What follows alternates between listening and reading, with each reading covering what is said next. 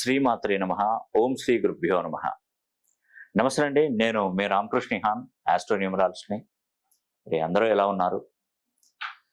మీకు ఒక అద్భుతమైనటువంటి విషయం ఒకటి మీకు తెలియజేయాలి. ప్రపంచ చరిత్రలో నేను చెప్తున్నటువంటి రాసులకు ఒక మొదటి రోజుగా చెప్పవచ్చు. ఇక నుండి నేను చెప్తున్నటువంటి రాసులకు డబ్బు అంటే సంపాదన పరంగా బాగుంటుందండి. మంచి పొజిషన్కి వస్తారు మీరు. అవి ఏ రాసులు అంటే మేషరాశి ఒకటి, వృషభ రాశి ఒకటి, కన్యా రాశి ఒకటి, సింహరాశి ఒకటి. గుర్తుపెట్టుకోండి, ఈ 4 రాశులకు అదృష్టం అనేది కూడా వీడిని ఎక్కువగా వెంటాడబోతుంది. ఇది చేస్తున్నటువంటి ప్రతి పనిలో విజయం కలగడం అద్భుతంగా జరుగుతుందండి. ఎప్పుడు కూడా టెన్షన్ పడుతుంటారు. ప్రతి విషయంలో కూడా ప్రతి చిన్న విషయాన్ని టెన్షన్ పడుతూ ఉంటారు. టెన్షన్ పడుతుంటే ఏం జరగదండి. అసలు ఏంటి ప్రాబ్లం, అసలు ఎందుకు ఈ ప్రాబ్లం వచ్చిందో ఒక్కసారి గమనించండి.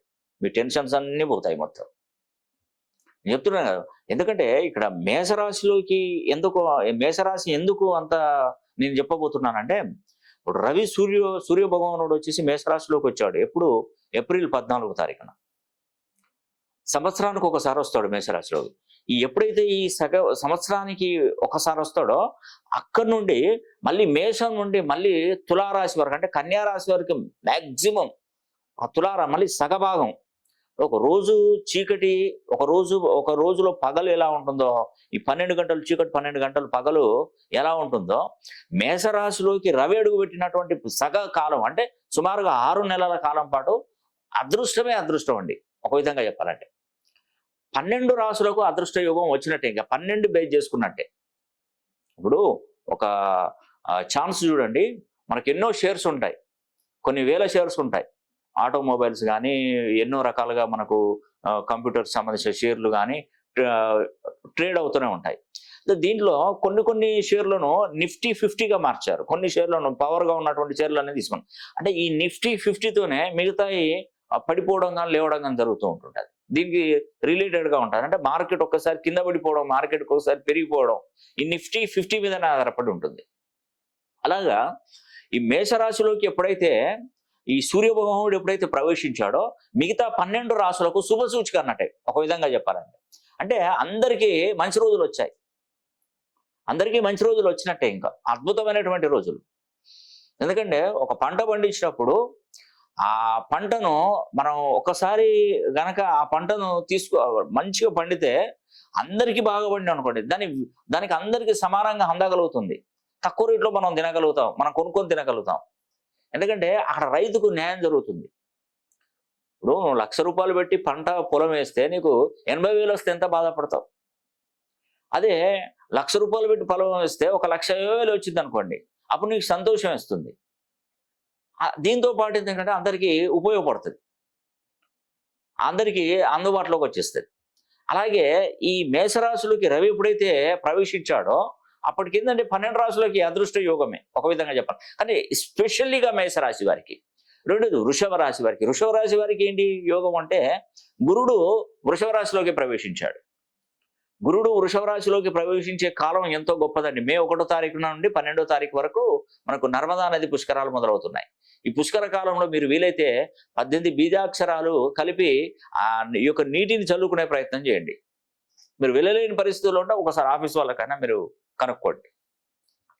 తర్వాత ఇక్కడ ఏంటంటే కన్యా రాశి మరియు సింహరాశి వారు ఎంత అదృష్టవంతులో, కన్యా రాశి వారు, సింహరాశి వారు. చాలా మంది చెప్తారు కన్యా రాశి వారికి ఏంటి యోగం లేదా సార్, అదృష్ట యోగం వచ్చింది. ఇప్పుడు ఈ టైం వచ్చేసింది, ఒక అదృష్ట యోగం కన్యా రాశి వారికి వచ్చేసింది.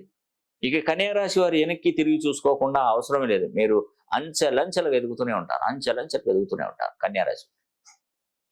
రాజయోగం పట్టబోతుందండి కన్యా రాశి వారికి. అదే కోవలోకి చూస్తే సింహరాశి కూడా అత్యద్భుతమైనటువంటి రాశి, ఒక విధంగా చెప్పాలంటే. సింహరాశిలో పుట్టినటువంటి ప్రతి ఒక్కరూ బాగుపడతారండి. అది ఏ నక్షత్రంలో పుట్టినా. ఇప్పుడు మకా 4 పాదాలు, పుబ్బా 4 పాదాలు, ఉత్తర 1 పాదం కదా, మొత్తం 9 పాదాలు. ఈ 9 పాదాలలో ఎవరు పుట్టినా సింహరాశిలో ఈ 2024వ సంవత్సరం మంచి కలిసి వస్తుందండి. కానీ ఇక్కడ ఏంటంటే మెయిన్గా ఈ పేరులో మెయిన్గా ఏంటంటే సంఖ్యాబలాన్ని మనం చేంజ్ చేసుకోవాలి. గ్రహ స్థితిగతులు ఉంటాయి, వాటిని డిగ్రీస్లలో చేంజ్ చేయాలి. కొన్ని డిగ్రీస్లలో మనం క్యాలిక్యులేషన్ చేసి సెట్ చేసి కూర్చోబెడితే ఆ డిగ్రీస్లో ఎంతటి రాజయోగం ఉంటుందంటే అంతటి రాజయోగం ఉంటుందండి. గన్ షాట్ ఒక విధంగా చెప్పాలంటే గన్ షాటే మీకు ఇంకా ఏ తిరుగులేని విజయం అండి మీకు. ఆర్థిక వ్యవస్థ మొత్తం బలపడేది ఇప్పుడు ఈ సంవత్సరంలో ఈ 4 రాసులదే. మీకు ఉన్నటువంటి కష్టాలన్నీ గట్టెక్కేది కూడా ఈ సంవత్సరం ఉండే. మీకు ఎన్ని కోట్ల రూపాయలు, ఎన్ని లక్షల రూపాయల అప్పులు ఉన్నా కూడా మీరు ఏ సమస్య కూడా మిమ్మల్ని ఏం చేయలేదండి. నేను చెప్తున్నాను కదా, ఛాలెంజ్ చేసి చెప్తున్నాను. ఒకతనికి నా దగ్గరికి కరెక్షన్కి వచ్చారంటే నలుగురు వాళ్ళు మొత్తం టోటల్గా. నాగేశ్వరరావు గారు, రమాదేవి ఇద్దరు వచ్చారు నా దగ్గరికి. వాళ్ళకి ఏంటంటే మొత్తం 2 పిల్లలు, అమ్మాయి ఇంటర్మీడియట్, అబ్బాయి బీటెక్ చదువుతున్నారు పిల్లలు ఇద్దరు. ఇతను ఏం చేశాడంటే వ్యాపారంలో 4 కోట్ల రూపాయలు 5 కోట్ల రూపాయలు అవుట్ స్టాండ్ మొత్తం అప్పుల రూపంలో పోయినాయి. కంపెనీకి కట్టాలి. ఇతను ఇచ్చినటువంటి వాళ్ళు తిరిగి ఇవ్వడం లేదు. డబ్బులు అన్నీ ఆగిపోయినాయి. టోటల్గా ఎవ్రీథింగ్ మొత్తం ఆగిపోయినాయి. అతనికి మొత్తం అతని లైఫ్ మొత్తం చూస్తే, అతనికి వెనకకి చూస్తే ఏ ఆస్తులు లేవు అతనికి. మహా అంటే ఒక ఇల్లు, అది కూడా తిప్పి కొడితే ఒక 60-70 లక్షలకు మించి ఉండదు. కానీ 4-5 కోట్ల అప్పులు చేశాడు. ఏంటి ఇల్లు అమ్మినా రావు, ఇంకా వాళ్ళు డబ్బులు బిక్కు తినే వాళ్ళు తింటున్నారు. అతను ఏం నిర్ణయం తీసుకుంటే చనిపోదాము, పాయిజన్ తీసుకొని చనిపోదాం అనే ఒక ఫీలింగ్లోకి వచ్చేసాడు. నేను అప్పుడు అతనికి అదే చెప్పాను. నువ్వు చేసిన తప్పుకు వాళ్ళు ఏం చేశారు, మీ పిల్లలు ఏం చేశారు, మీ భార్య ఏం చేసింది, చేసేది నువ్వు చేస్తావు. నష్టం వస్తానో నీతో పాటు వీళ్ళని తీసుకెళ్తావా? ఇది ఎక్కడ న్యాయమే? ఇది ఎక్కడ నేను చెప్పినా కూడా బాగోదు. నీకు అప్పులు ఎందుకైనాయి అంటే అతను చెప్పాడండి. ఒక ఫర్టిలైజర్ దుకాణం పెట్టాడు, షాపు, ఫర్టిలైజర్స్ సీడ్స్ షాప్ పెట్టాడు. పెట్టిన 2 సంవత్సరాలు కోట్ల రూపాయలు సంపాదించిన, టర్న్ ఓవర్ చేసిండు, బాగా చేసిండు. వచ్చిన డబ్బును కూడా దాంట్లో పెట్టడం వల్ల ఏంటంటే అందరికీ అప్పులు ఇచ్చేయడం మొదలుపెట్టిండు. అక్కడ రైతులకు పంటలు పండలేదు. ఇతను ఎగ్గొట్టవలసిన పరిస్థితి ఇతనికి వచ్చింది, ఆ రైతులకు వచ్చింది. వాళ్ళు బాగుంటేనే కదా ఇతనికి వచ్చేది. వాళ్ళే నష్టపోయారు. నష్టపోయిన వాళ్ళు ఇతనికి ఏం కడతాడు? కొత్తలో ఎందుకు నడిచిందంటే వీళ్ళు ఇదివరకు వాళ్ళు తీసుకున్న దగ్గర అక్కడ వదిలేసి నీ దగ్గరకు వచ్చారు. అక్కడ వాళ్ళు అక్కడ తీసుకుని అక్కడ నష్టపోయారు, వాళ్ళని వదిలేశారు, మళ్ళీ ఇక్కడికి వచ్చారు. ఎందుకంటే దీంతోనైనా వాళ్ళకు దేరుపుదామని చూస్తే ఇక్కడ నష్టం వచ్చింది, ఇక్కడ చేతులు ఎత్తితారు. దానివల్ల ఏంటంటే ఇతను నష్టపడా బయట కంపెనీ వాళ్ళకి కట్టాలి 4-5 కోట్లు. పరిస్థితి దారుణంగా మారిపోయింది. ముందు నొయ్యి వెనక గొయ్యి లాంటి పరిస్థితి. ఏం చేయాలో అర్థం కాదు. చుట్టాలు, బంధువులు, అంత గౌరవమైనటువంటి కుటుంబం, ఇంకేం చేస్తారండి? బయట చెప్తే చెప్పలేవు, లోపల కూలిపోవడం. దీనికి ఇవన్నీ శాశ్వత పరిష్కారం ఏంటంటే చావు ఒకటి. ఆ చావు మేము అదే పురుగుల మందులు తాగి అన్ని పేర్లు రాసి పెట్టి అదే షాప్లో చనిపోదామని ప్లాన్ చేశారు. ఆ విషయం నాకు చెప్పారు.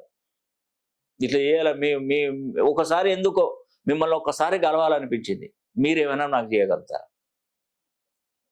మీరేమైనా నాకు చేస్తే నా జీవితం బాగుపడుతుందా? ఇది ఒకసారి ఛాన్స్ చూస్తాను సార్. నేను అతను డైరెక్ట్ ఒకటే చెప్పాను. 4 మాటలు తిట్టేశాను.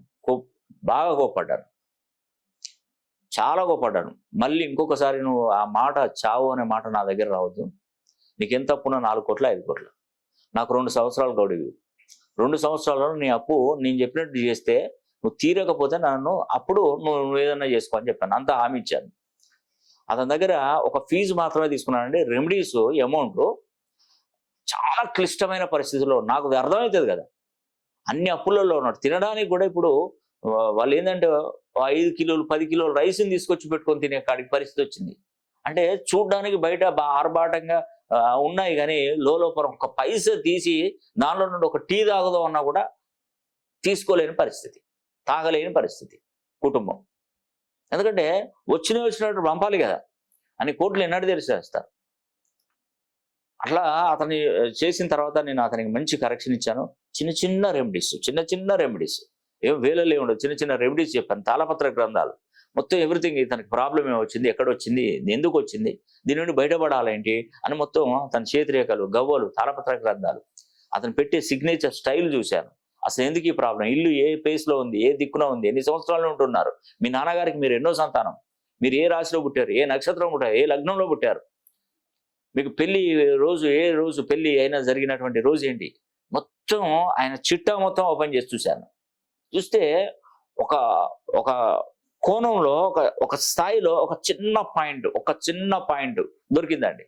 దాన్ని బట్టి గుంజితే మొత్తం బయటపడిపోయేంత స్థాయి నాకు వచ్చేసిందండి. నిజమండి. ఆ ఒక్క పాయింట్. ఇప్పుడు ఒకతను అడవిలో చెట్లు కొట్టడానికి పోతున్నాడు. ఇద్దరు కలిసి ఫ్రెండ్స్ చెట్లు కొట్టడానికి పోతున్నారు. రోజు 10 చెట్లు కొడుతున్నాడు ఒకతను. ఇతని ఫ్రెండ్ ఏంటంటే రోజు ఒక చెట్టు కొట్టడంతో తగ్గించుకుంటూ వస్తున్నాడు. ఓ రోజు పోతే 10 కొట్టాడు, ఓ రోజు 8 కొట్టాడు, ఒక రోజు 7 కొట్టాడు, ఒక రోజు 6 కొట్టారు. ఇక్కడ ఆగిపోయి ఒక 4 కొడుతూనే ఉన్నాడు. రోజుకు 4 కొడుతున్నాడు. అతను మాత్రం 10 కొట్టేస్తున్నాడు. అప్పుడు ఆయనకు ఒక డౌట్ వచ్చి అతన్ని అడిగాడు, నీ అంత బలం నాకుంది, నువ్వేం చేస్తున్నావు, నేను అదే చేస్తున్నావు, నువ్వేం తింటున్నావు అదే ఫుడ్ నేను కూడా తింటున్నాను, నేను బలవంతున్నే, కానీ నువ్వు 10 కొడుతున్నావు, నేను రోజు 4 ఎందుకు కొడుతున్నానని అతను అడిగాడు. అప్పుడు అతను ఒక విషయం చెప్పాడు అతనికి. నేను పొద్దున ఉదయం లేగానే నా గొడ్డలికి నేను సాన పెడతాను. సాన పెట్టడం వల్ల ఏంటంటే చెట్టు బాగా స్ట్రాంగ్గా ఉన్నటువంటి చెట్టును కూడా పడేయచ్చు, కానీ నువ్వేం చేస్తున్నావు, మొండి గొడ్డలతో కొడుతున్నావు, అందుకే నీకు చెట్లు పడట్లేదు అని చెప్పాడు.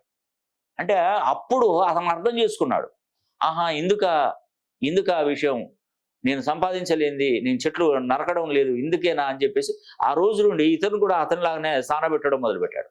ప్రతిరోజు అతను ఎన్ని కొట్టాడో ఇతను అన్ని కొడుతూనే ఉన్నాడు. అంటే మన జీవిత కాలంలో చాలా మంది డబ్బు సంపాదిస్తారు, కానీ నిలబడదు, అసలే పోతూనే ఉండదు. ఒకతను ఒక స్కూల్ టీచర్ ఏం చేశాడంటే, ఇద్దరు ఒకసారి అపాయింట్మెంట్ అయ్యారు. అతను పిల్లలను బాగా చదివించాడు, డబ్బు సంపాదించుకున్నాడు, పిల్లలను అమెరికాకు పంపాడు, బాగా స్థిరపడ్డాడు. అదే టైంలో ఇతను అపాయింట్మెంట్ అంటే ఇతను సంపాదించాడు, అతనికి అదే శాలరీ వచ్చింది, అన్ని విధాలు చేశాడు. ఇతని పిల్లలు డెవలప్మెంట్ కాలేదు, ఇతను డెవలప్ కాదు, అప్పులు రుణబాధలు ఇల్లు అమ్ముకున్నాడు. ఏంది వ్యత్యాసం ఏంది అనేది కూడా అతను నా దగ్గరకు వచ్చి అడిగాడు. అప్పుడు అతని జాతకాన్ని మొత్తం తీస్తే ఆ పాయింట్ దొరికిందండి నాకు. అప్పుడు ఇది విషయం అని చెప్తే అప్పుడు దాని గురించి అర్థం చేసుకున్నాను. అంటే అంతేనండి, జీవితం అంతా కూడా అంతే. కాబట్టి ఎవరికైనా ఏదైనా సమస్యలు ఉంటే ఒక్కసారి నన్ను పర్సనల్గా ఫోన్ లైన్లో కలిసే ప్రయత్నం చేయండి. ఖచ్చితంగా మీ సమస్యలకు నేను పరిష్కారం అనేది కూడా 100% నేను చూపెడతాను. దానిలో ఎటువంటి సందేహం. ఈ వీడియో కనుక మీకు నచ్చినట్లయితే లైక్ చేయండి, షేర్ చేయండి, కామెంట్ చేయండి. సర్వే జనా సుఖినో.